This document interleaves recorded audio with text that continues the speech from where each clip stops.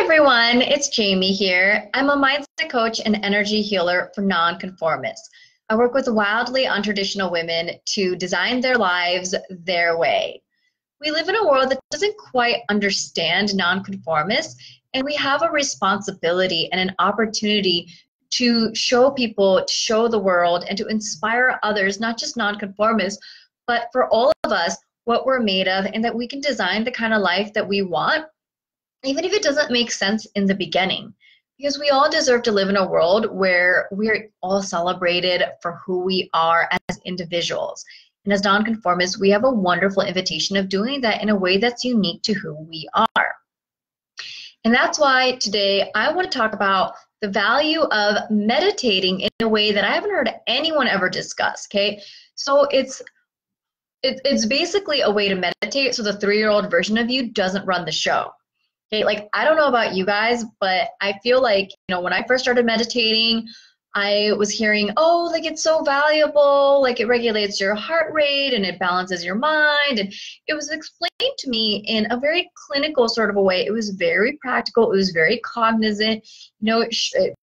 I felt like it was promising me a lot of glossy perks and stuff like that. And they were all things that I was interested in, but it just wasn't enough to incentivize me to get started right away. It's like I needed this content immersion of just constant advertising, constant, like sources of people telling me meditate, meditate, meditate. Like I had to be really hypnotized into it because I wasn't given that like sharp, striking, like this is the reason.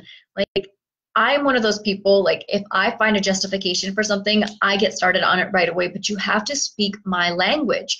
And it was only recently, after like almost a decade of meditating, that it came to me, and I really want to share this with you guys, okay? Because like people constantly say things that seem like a good idea in theory, but it doesn't really click. Like people are like, yeah, you really want to meditate because you're present, and when you're not present, then it's your old programming that's running, it's your subconscious mind that's running, and this and that all makes sense.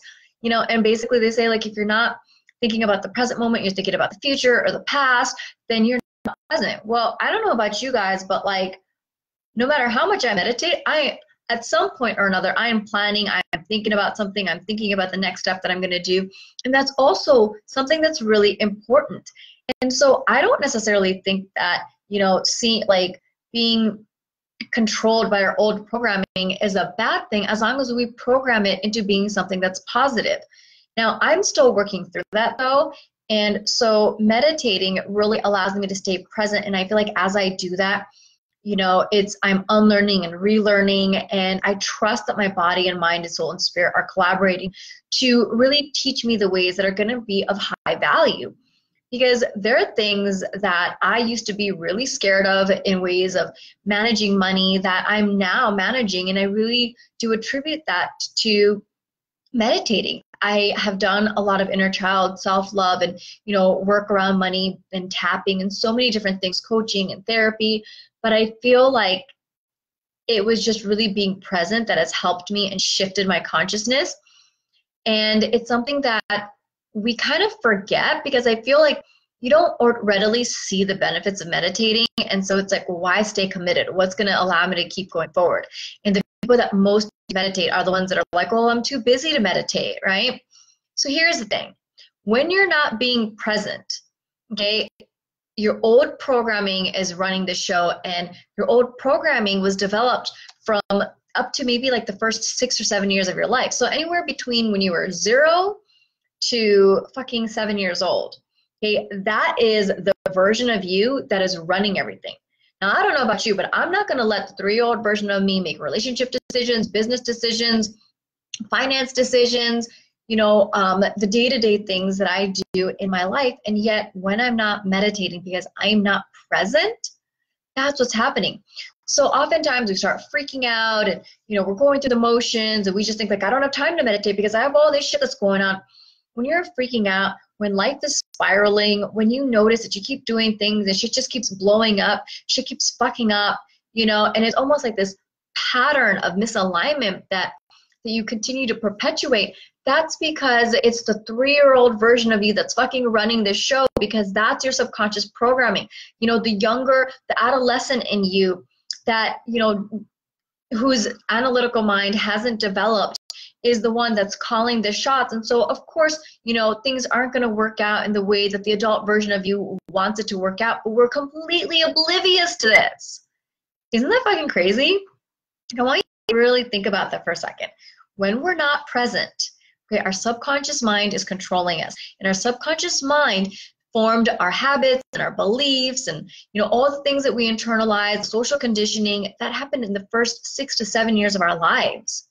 Okay, so that means that when we're not present, when life is a shit show and we say that we don't have time to meditate and things are blowing up, it's because we are allowing that child version of us to run the show. And that version of us isn't qualified to make these adult decisions. And don't get me wrong, our inner child is amazing. You know, she or he is the one that is exuberant, optimistic, brilliant, comes up with creative ideas, the one that's daring, you know, the one that makes these audacious goals that we want to achieve, you know, the parts of us that like still believed and hoped, and that's great. But that's because we hadn't developed our analytical minds yet. So I want to urge you, the next time you're freaking out and you think that you don't have time, that life isn't turning out the way you want it to, and it just seems like you're just perpetuating bullshit after bullshit after bullshit. It's because the child version of you is running the show, and the beliefs that we have, it's like we're projecting it on to the world, and it doesn't mean that we have to take full responsibility for it. I mean, yes, but that isn't to say there aren't other factors. You know, there are other people that come in, fucked up shit happens, and I totally get that. But it's really important for us to empower ourselves to the best of our abilities, and we can't do that if it's the child version of us making adult decisions. Okay, there is a place for our inner child to really contribute and to celebrate.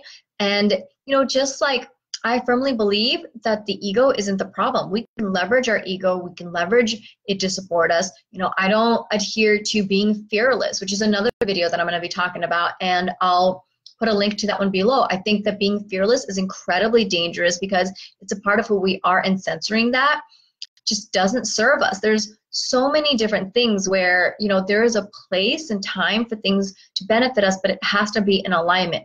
And the child version of us should not be the one running our adult lives. When we're when we're not being present, that's what's happening. It's our old programming that we developed from that age that is literally making decisions. It's almost like the equivalent of the child version of us running the show. That is crazy. So the more you think, I don't have time to, you know, meditate and be present, that's when you most need to do it. When shit is hitting the fan and you're getting into a fight with everyone and you're upset, I want you to visualize the child version of you making decisions and why things aren't working out, because it's just such a discordance that's going on. And yet being present, all it takes is literally inhaling, focusing on a breath, and exhaling. You know, that alone is presence.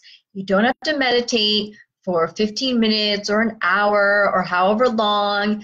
You know, it's just a way for you to disengage so that you can recalibrate. You can choose how long you want it to be. You know, the longer you meditate, in some ways, it's really beneficial. After a certain point, I've reached a place in my life where I didn't have to meditate for as long in order to get myself into that state. So sometimes long meditation isn't necessary, but my point is, you know, even just short bursts of meditation really goes a long way to disrupt that pattern of our subconscious mind ruling us, and in a way that's not necessarily gonna get us the results that we desire. Okay, so that is my recommendation and incentive for you to start meditating. I almost said dating. I wonder why. But that's just a different way and a different twist to look at the value, importance, and necessity to meditate. Thanks so much for watching. Comment below and keep an eye out for the video on Stop Being Fearless and learn about why. And I'm going to be giving you guys a little quick tidbit on human design there as well. All right, bye.